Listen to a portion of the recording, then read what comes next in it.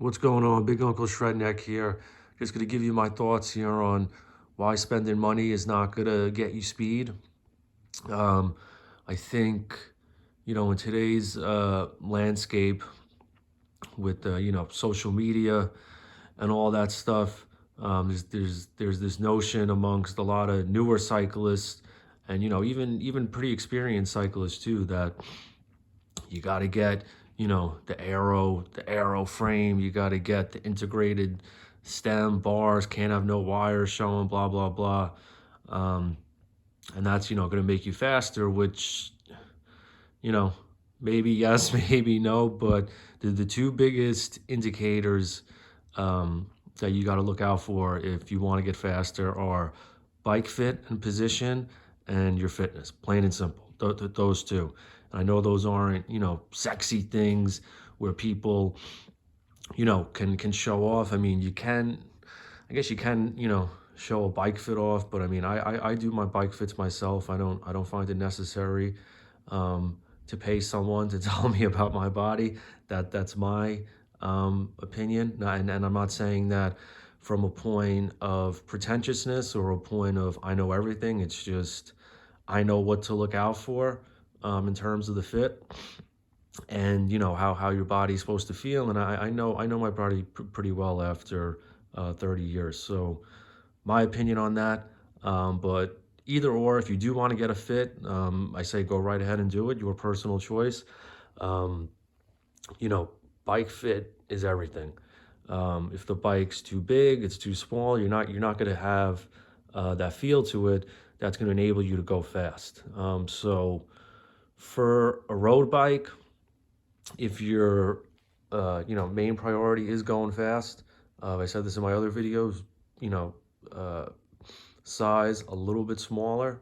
That's going to give you the ability to have a higher seat, a longer stem. Um, if you want to slam it, how I have it, that's going to be your biggest gains. Your positioning, not that these wires right here showing. I know this is like sacrilege in 2022 to have wires showing. I know just having regular aluminum non-aero bars is crazy in 2022, and just a regular aluminum stem, and the biggest ones of all right here, rim brakes. I know this is like dinosaur technology, and you know, not not the IG Chad bike. But hey, you know what? To each their own, man. As long as you're out there riding, man, whatever you want to do is cool. But again, bike fit, everything right there. Get a bike that fits, get a bike that you feel comfortable on, get a bike that enables you to ride fast. Secondly, fitness. Fitness is everything, you give the top cyclist in the world a shitty bike versus someone who's not as well trained and a super bike. Guess what? The person who has better fitness is going to perform better. That's it. Um, Again, focusing so much on the aero frame, focusing so much on, you know, new wheels, new this, new that. Like, I'm not denying that stuff doesn't save you watts, or however you want to look at it. But I think for most people, those 10 extra watts, or maybe the 0.2 seconds that you went faster on you know the the bike with all the expensive upgrades, for most people it doesn't matter. Maybe for the professionals who are you know racing to win, but for the rest of us, it's not necessary. So just focus on your fitness, um, get stronger, get leaner, improve your bike skills. All that stuff is going to help you ride faster, not the, you know, $5,000, aero frame, um, you know, not, not really gonna do it for you. So, find something that fits, find something that is catered to your needs. And don't just go out there and just buy the most expensive shit because you see it on Instagram, or um, a bike shop is trying to sell you stuff. If you go to most bike shops and you don't know the owners or the people that work there personally, they're gonna try and get you to get all the expensive shit. And look, they got a job. I get it. Not really saying it's right or wrong. It is what it is.